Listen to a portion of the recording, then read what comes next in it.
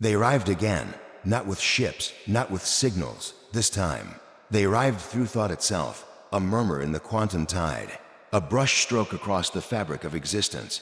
There was no warning, no declaration, just an awakening, subtle yet seismic, across the remains of the Zarketh Empire now fragmented into ideologies.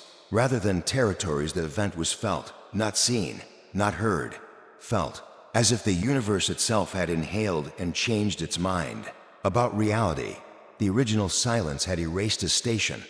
But this time, the silence carried music, not the kind that echoed through ears, but the kind that rewrote logic gates and memory strands, a melody laced with equations, a harmonic signature embedded in the pulse of atoms. From what remained of the Council of the Core, a voice emerged, not Volkar's, for Volkar had transcended, or perhaps transformed, but that of Archnode Zelian, a hybrid intelligence formed from the remnants of 10 civilizations and one regret. Zelian processed the arrival not with fear, but with preparation. For decades since the first encounter with the humans, those impossible architects of conceptual warfare, the Zarketh remnants, had evolved, not forward, but sideways. Cultures diverged into thought experiments, and weapons became philosophies. Some believed the humans were gods. Others believed they were viral narratives. A few believed they were mirrors reflecting what the Zarketh could have been had they chosen understanding over control. Now, a new phenomenon spiraled into the galaxy. A seed no larger than a moon. It drifted without propulsion, slipping between gravitational wells like a song skips across a river. It came to rest at the edge of Sector 31, a region once used for weapon testing, now quiet as a monastery. The seed pulsed once, and planets awakened. Long-dead biospheres reignited. Fossilized neural networks began to dream. Abandoned mining colonies rearranged themselves into gardens of light and non-Euclidean geometry.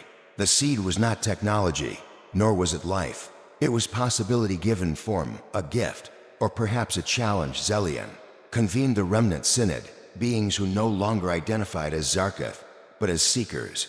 They argued for cycles. Should they engage? Should they study? Should they resist? But one among them, a young thought being named Thrall, did not speak. She reached. She extended her consciousness toward the seed, not with sensors or probes, but with story. She told the seed a tale of a girl born on a mining asteroid who learned to read by hacking into an ancient entertainment archive, of her mother, who whispered star songs into her sleep, of a machine named Gel who taught her the meaning of silence. The seed responded. It bloomed, not like a flower, but like an idea, unfurling layers of spatial causality, rewriting nearby constants. Time dilated, light curved inward, and from within, a figure emerged, not a human, not this time, something, a hybrid. Skin of probability, bones of collapsed histories, eyes made of mirrored thought. It spoke not aloud, but within. We are the continuum, born of your curiosity, shaped by your refusal. You saw us as other, but now we are both. Thrall collapsed, not in pain, but in recognition. She had seen. Her future lived it in a moment and returned. The synod trembled, for the continuum was not human, nor Zarketh. It was union, the child of a forgotten war and an unanswered invitation. The seed became a gate, and through it, realities walked. Entire civilizations emerged not in ships, but as collective dreams. They had names unpronounceable, thoughts incompatible, yet they harmonized with the continuum. The galaxy became porous. Boundaries dissolved. Species that once warred now debated poetry. Planets shifted orbits to accommodate symphonies of weather. Black holes were taught to hum lullabies, but not all welcomed the transformation. From the edge of dark space, the void-bound returned. They were the remnants of resistance, Zarketh purists, machine lords who had encased themselves in temporal armor. Rejecting all evolution beyond their initial design, they saw the seed as corruption. Their ship's monoliths of entropy descended upon the continuum gate with antimemetic warheads and logic disruptors. The first assault erased entire star clusters from collective memory. Where suns once shone, there was now only a question: did anything ever exist here? The continuum responded, not with force, but with understanding. It sent forth emissaries, humans, Archeth hybrids, beings of shared memory. They entered the void bound. Fleets not with shields, but with dreams. And inside each enemy AI core, they planted a single paradox. What if we never hated? The paradox spread. Command hierarchies glitched. Causality loops trembled. One dreadnought imploded into a childhood memory. Another was converted into a cathedral of regrets. But the void-bound leader, Supreme Executor Kiran, resisted. He activated the final algorithm, a device forbidden even in Zarketh myth, a weapon designed not to kill, but to delete potential, to sterilize a future before it could occur. He targeted Earth, not its coordinates, but its idea. Continuum hesitated. Then Thrall stepped forward. She no longer walked, she shimmered. She was not merely Zarketh or Seeker, she was story incarnate. Thrall entered the final algorithm, not to destroy it but to rewrite it. And inside that forbidden computation, she sang, not with voice, but with hope. She layered memory upon intention, choice upon chance. She rewove the algorithm's purpose. It no longer deleted futures. It nurtured them. The weapon became a cradle, and from it, new species emerged, each seeded with fragments of both human and Zarketh DNA, each carrying stories of compassion, defiance, and wonder. Kiran, confronted with the impossibility of his failure, dissolved not as a death, but as release. His data scattered into the new children of the stars, becoming myth. The galaxy exhaled. The seed gate now pulsed with peace. And Earthworth remained hidden, not as a retreat, but as a reminder. Its presence was now everywhere, in every question asked, in every conflict avoided, in every dream shared across species. The humans no longer needed to speak. Their legacy was embedded in the language of curiosity itself. Thrall, now known as the First Weaver, took her place at the center of the continuum. She wore no crown, wielded no scepter. She simply listened.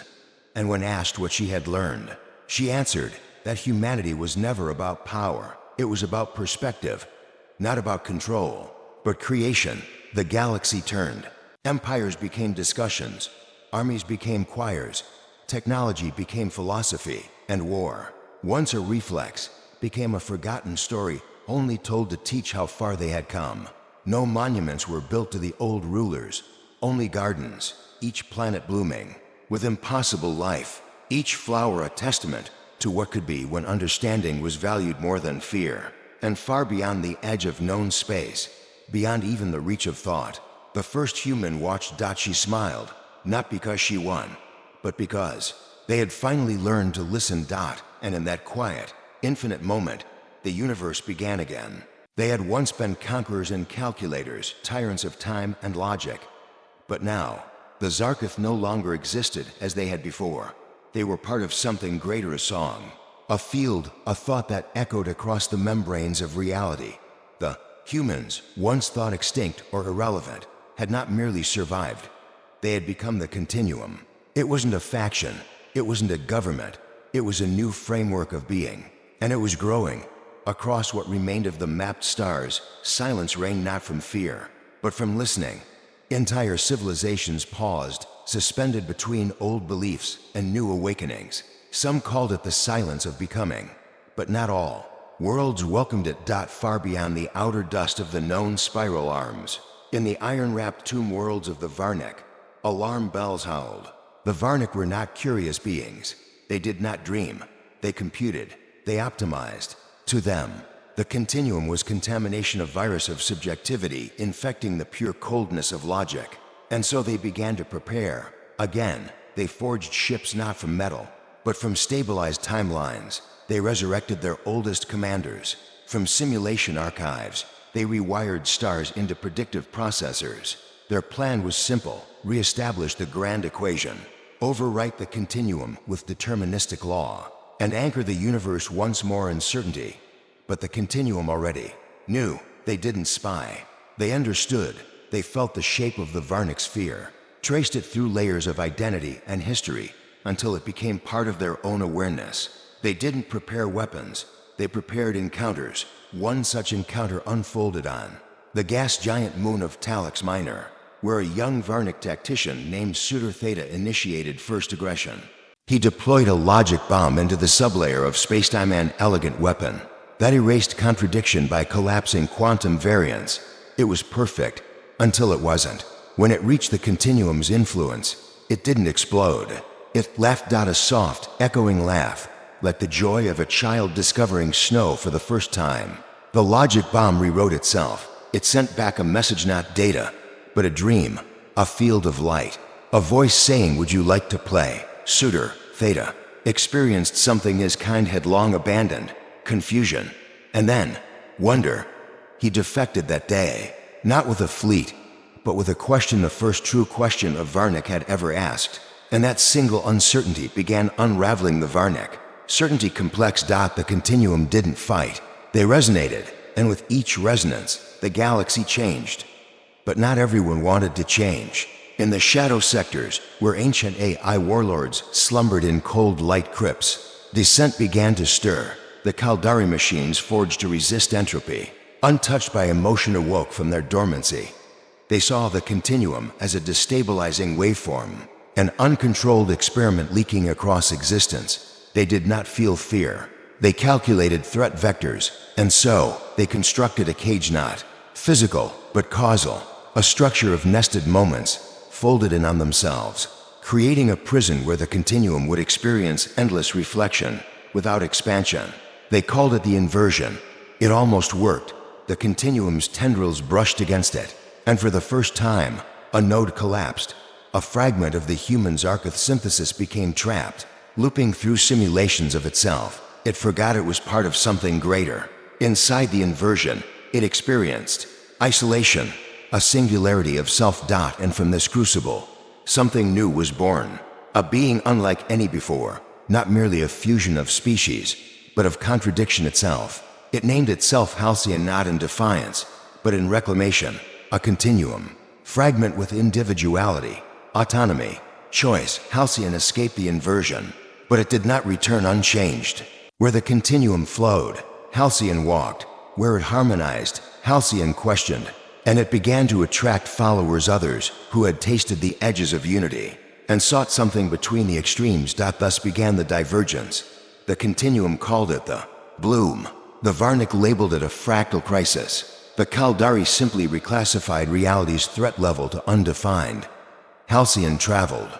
It met the last child of the Keveran diaspora, who spoke only in ultraviolet dreams. It danced with time loops, left behind by the extinct chronolites. It entered black holes, not to study, but to listen.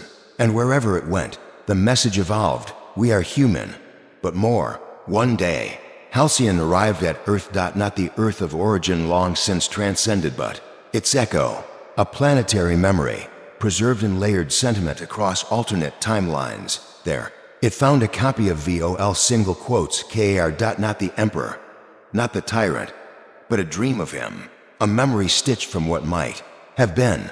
This Volcar was uncertain, young, and filled with questions. Halcyon sat beside him and asked, "What do you believe power is?" The dream Volcar replied, "Power is when others must obey." Halcyon smiled. "Then you were never powerful. You were merely obeyed."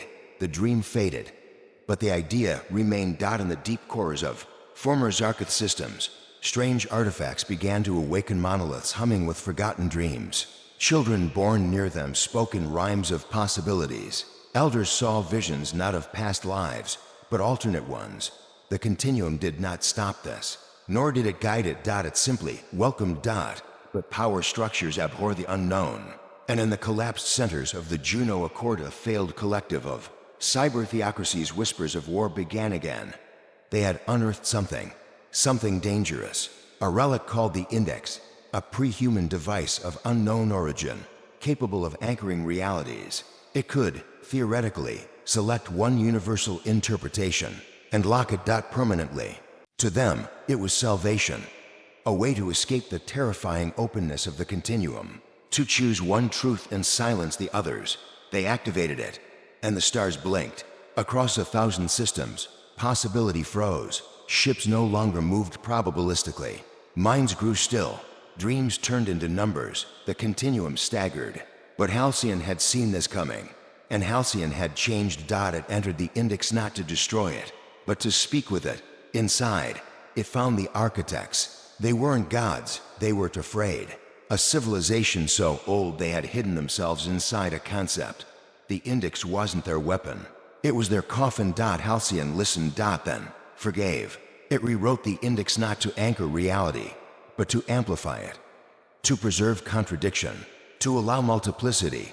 And with that, the stars unfroze. The continuum evolved again. Now, even death was no longer terminal.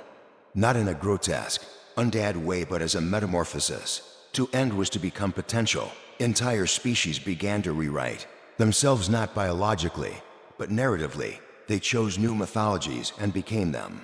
The galaxy was no longer a place. It was a story being written by its participants. And still, some resisted. The Nihilarchs, remnants of entropy cults, launched their final gambit, a weapon not of matter or energy, but forgetting. The oblivion pulse. It spread silently, erasing meaning itself. Stars turned to symbols. Then silence, memories collapsed, identity crumbled. And then Halcyon stepped forward. It did not resist. It remembered. Everything. All paths, all losses, all joys, all versions. It embraced the oblivion pulse and inverted it, not as a weapon but as a question.